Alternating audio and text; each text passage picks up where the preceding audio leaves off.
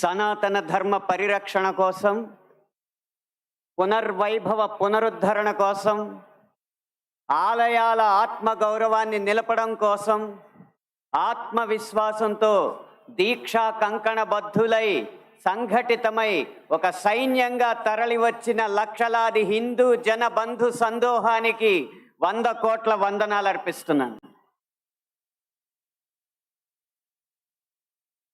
సమకాలీన సమాజంలో చలనచిత్రం అనేది కళా ప్రదర్శనకి ఒక ముఖద్వారంగా మారింది. అది వెండి తెర మీదైనా, ఉల్లి తెర మీదైనా, మన చేతుల్లో ఉన్న బుజ్జి తెర మీదైనా ఈ చలనచిత్రమే సంగీత, సాహిత్య, నృత్య, నటనాది కళారూపాల ప్రదర్శనకి ముఖద్వారంగా మారింది. అయితే వచ్చిన చిక్కల్లా ఏంటంటే, చలనచిత్రం, సినిమా అనేది ఒక వ్యాపారాత్మకమైన కళాత్మకమైన వ్యాపారం. వ్యాపారానికి కళాత్మకతని, కళాత్మకకి వ్యాపారాన్ని జోడించే క్రమంలో హిందూ ధర్మానికి కళంకం కలిగిస్తూనే వస్తుందన్న సత్యాన్ని నేను బాహాటంగానే అంగీకరిస్తున్నాను. అయితే మరే రంగానికి చెందిన వాడినో అయితే జరిగిన ఈ తప్పుకి విమర్శించవచ్చు, జరుగుతున్న ఈ నేరాల్ని వేటిపైన విరుచుకుపడచ్చు. కానీ అదే సినీ రంగానికి చెందిన వాడిని కాబట్టి ఇప్పటిదాకా జరిగిన ఈ హైందవ ధర్మ వ్యక్తిత్వ హననానికి యావత్ ఈ హిందూ సమాజం ముందు సినీ రంగం తరపున క్షమార్పణలు సమర్పిస్తూనే నేను ముందుకు వెళ్తున్నాను. ఆ క్షమార్పణలు కనుక నేను సమర్పించకపోతే ఇంకొక మాట మాట్లాడే అర్హత కూడా నాకు లేదు. అయినా ఇక్కడ 4 మాటలు మాట్లాడడానికైనా నాకున్న ఒకే ఒక్క అర్హత ఏంటంటే, ఇక్కడ ఈ హైందవ శంఖారావాన్ని, శంఖనాదాన్ని పూరించిన విశ్వ హిందూ పరిషత్ నిర్వహించిన సరస్వతి శిశు మందిర్లో నా ప్రాథమిక విద్యా అభ్యాసం జరిగింది కాబట్టి.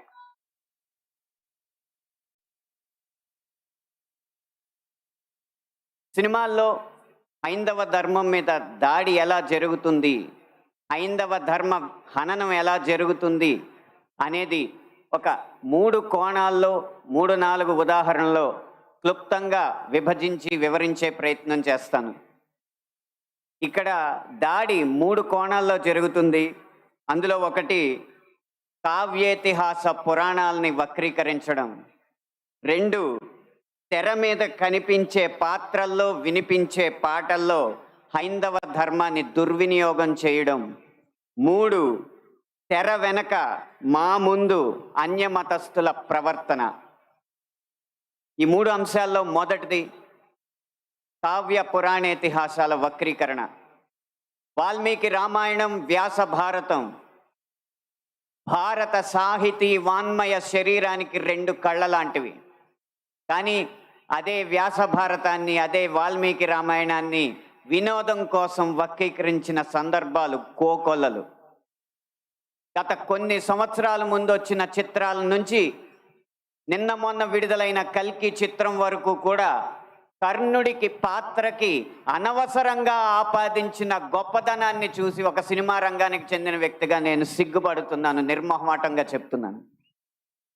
అది కూడా ఈ కృష్ణా జిల్లా గడ్డ మీదే నిలబడి చెప్తున్నాను. అప్పటి చిత్ర దర్శకులు, ఇప్పటి చిత్ర నిర్మాతలు ఇదే జిల్లా వారికి చెందిన వారైనా సరే పొరపాటు అని మనం చెప్పకపోతే ఈ హైందవ ధర్మంలో పుట్టినట్టు కాదు, ఈ హైందవ ధర్మాన్ని ఆచరించినట్టు కాదు, హిందువుగా ప్రకటించుకోవడం వ్యర్థం అని చెప్పి ఘంటాపథంగా తెలియజేస్తున్నాను. ఇప్పుడే ఈ సభలో, ఈ గొప్ప సభలో సత్యవాణి గారిని అభినవ ద్రౌపదిగా వక్తలు అభివర్ణించారు.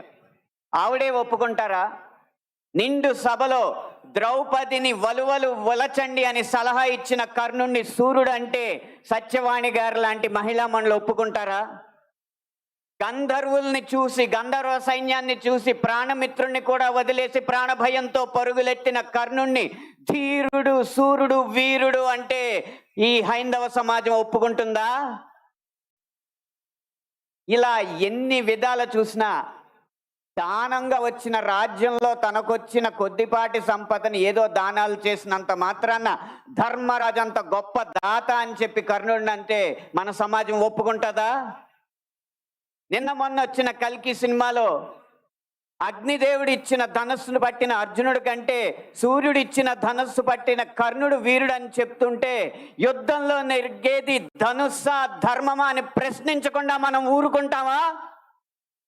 ఒక్క భారతంలోనే కాదు, వాల్మీకి రామాయణంలో రాయి ఆడదైనట్టు, రాళ్లను తేల్చి వారధైనట్టు, రాముడు లవకుశుల మధ్య యుద్ధం జరిగినట్టు, ఇలా చిత్రీకరణకు అందంగా ఉండడానికి ఎన్నో అభూత కల్పనలు, ఎన్నో వక్రీకరణలు జరుగుతుంటే ఇంకా మనం ఇలా ఊరుకుంటూ ఉంటే ఎన్ని సినిమాలు ఎలా వస్తాయి?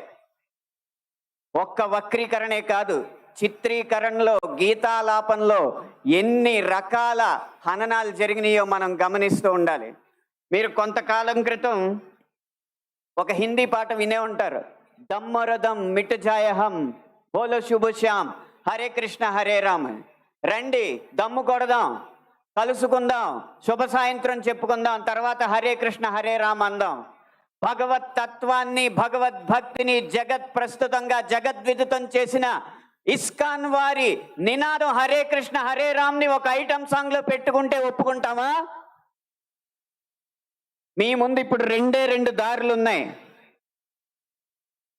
కాళీ అన్న సినిమా డాక్యుమెంటరీ పోస్టర్లో కాళికామాత సిగరెట్ కాలుస్తుంటూ ఒక పోస్టర్ వేస్తే మన ముందు రెండే దారులు ఉన్నాయి. ఒకటి నిమ్మకు నీరెత్తినట్టు కూర్చోవడం, రెండు నిగ్గదీసి నిలదీయడం. మీ దారి ఒకటా రెండా?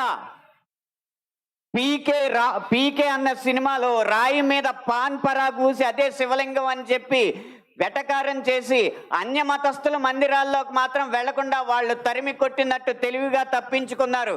అప్పుడు మన ముందు రెండే దారులు ఉన్నాయి, నిమ్మకు నీరెట్టినట్టు నుంచోవడం, నిగ్గదీసి నిలదీయడం. మీ దారి ఒకటా రెండా? కాస్మిక్ సెక్స్ అన్న సినిమాలో ఇంత అద్భుతమైన పీఠాధిపతుల ఆహార్యాన్ని అనుకరించి గురువులు, పీఠాధిపతులు వచ్చిన శిష్యురాలతో శృంగార కార్యకలాపాలు చేస్తున్నట్టు చూపెడుతున్నారు. మీ ముందు రెండే దారులు ఉన్నాయి, ఒకటి నిమ్మకు నీరెత్తినట్టు కూర్చోవడం, రెండు నిగ్గదీసి నిలదీయడం. మీ ఆప్షన్ ఒకటా రెండా? ఎంఎఫ్ హుసేన్ లాంటి చిత్ర దర్శకుడు, చిత్రకారుడు సరస్వతి, దుర్గా మాతల బొమ్మల్ని అశ్లీలంగా వేసినప్పుడు వారి కోవలోనే అక్రమ్ హుసేన్ అనే చిత్రకారుడు కృష్ణుణ్ణి బార్లో ఉంచి గోపికల్ని బికినీల్లో చిత్రించినప్పుడు మన ముందున్న దారులు రెండే రెండు, ఒకటి నిమ్మకు నీరెత్తినట్టు కూర్చోవడం, రెండు నిగ్గదీసి నిలదీయడం. మీ దారి ఒకటా రెండా? ఛత్రపతి శివాజీ తర్వాత అంత గొప్ప మరాఠా యోధుడు బాజీరావుని బాజీరావు మస్తానీగా ప్రేమ పిచ్చోడుగా చిత్రీకరించినప్పుడు మన ముందు రెండే రెండు దారులు ఉన్నాయి, ఒకటి నిమ్మకు నీరెత్తినట్టు కూర్చోవడం, రెండు నిగ్గదీసి నిలదీయడం. మీ దారి ఒకటా రెండా? ఇలా ఇన్ని విధాలుగా హననం జరుగుతుంటే ఇంకా మనం నిశ్శబ్దంగా కూర్చుంటే అది మన హైందవ సమాజానికే కళంకం అని నేను మనస్ఫూర్తిగా తెలియజేస్తున్నాను. పాటని ఎలా ఉపయోగించచ్చో, అదే హరే కృష్ణ హరే రామ్ని ఎలా ఉపయోగించచ్చో సీతారాం శాస్త్రి గారు మనకు తెలియజేశారు. హరే రామ హరే కృష్ణ కృష్ణ కృష్ణ హరే హరే, రామున్నైనా కృష్ణున్నైనా కీర్తిస్తూ కూర్చుంటామా, వాళ్ళేం సాధించారో కొంచెం గుర్తిద్దాం మిత్రమా, సంద్రం కూడా స్తంభించేలా మన సత్తా చూపిద్దామా, సంగ్రామంలో గీతా పాఠం తెలుపమా. ఇది పాట రాయడం అంటే, ఇది పాట ద్వారా సమాజ హితం కోరడం అంటే, ఇది పాట ద్వారా మార్పు తీసుకురావడం అంటే, ఇది పాట ద్వారా ఉత్సాహం రేకెత్తడం అంటే, ఉద్వేగం రేకెత్తడం అంటే, ఉత్తేజితుల్ని చేయడం అంటే, ఈ దారిలో మాలాంటి పాటల రచయితలు అందరూ నడవాలని నేను కోరుకుంటున్నా. ఇక ఆఖరి అంశం, మాకు వ్యక్తిగతంగా జరిగేది తెర వెనక సినిమాల్లో అన్య మతస్థులు చేసేది ఒక్క అనుభవం చెప్పి మీకు ముగిస్తాను. ఒక సినిమా పాట రాయడానికి నేను ఒక సంగీత దర్శకుడి దగ్గరికి వెళితే ఆ పాటలో బ్రహ్మాండ నాయకుడు అన్న హిందూ పదం ఉందని చెప్పి ఆ పాట చేయనన్నాడు. నువ్వు ఒక్క హిందూ పదం ఉందని చెప్పి పాట చేయనన్నావు కాబట్టి జీవితాంతం నువ్వు చేసిన ఏ పాటకి నేను రాయనని చెప్పి ప్రతిజ్ఞ చేసి 15 సంవత్సరాలుగా ఆ వ్యక్తికి నేను పాట రాయలేదు. అలాగే ఒక పక్క రాష్ట్రం సంగీత దర్శకుడు వెళ్ళగానే దర్శక నిర్మాతలతో తిరుపతి ఆలయ విధానాలని విమర్శిస్తూ ఉంటే వాళ్ళు మిన్నక కూర్చుంటారు, ఎందుకంటే వాళ్ళకి మార్కెట్ ఉంది కాబట్టి. ఇదే మనం గీత గీయాలి కింద సినిమా అనేది నేను ముందు చెప్పినట్టు వ్యాపారాత్మకమైన కళాత్మకమైన వ్యాపారం కాబట్టి ఆ వ్యాపారాన్ని సినిమాకి లేకుండా చెయ్యాలంటే హిందూ ధర్మాన్ని హననం చేసే సినిమాలని, హిందూ ధర్మంపై దాడి చేసే సినిమాలని ప్రభుత్వం బహిష్కరించకంటే ముందు మనం తిరస్కరించాలి. బహిష్కరణ కంటే తిరస్కరణే గొప్ప మార్గం. ముందు మనం తిరస్కరిద్దాం. వాటికి వ్యాపారం రాదు, డబ్బులు రావు. డబ్బులు రాకపోతే ఏ నిర్మాత వచ్చి హిందూ ధర్మాన్ని హననం చేసే సినిమా తీస్తాడో మనం చూద్దాం. భం భం భం భం భళ భళ మోగిందిర శంఖారావం, ఇది హైందవ శంఖారావం. హిందూ బంధువులందరొక్కటై ముందుకే గమని భావం, మును ముందు చూపాలి ప్రభావం. 3 నిమిషాల ఈ పాట రాసే అవకాశాన్ని, 5 నిమిషాల ఈ ప్రసంగం చేసే అవకాశాన్ని నాకు ఇచ్చిన ఈ నిర్వాహకులకి వేవేల పాదాభివందనాలు తెలియజేసుకుంటూ జై హింద్, జై శ్రీరామ్.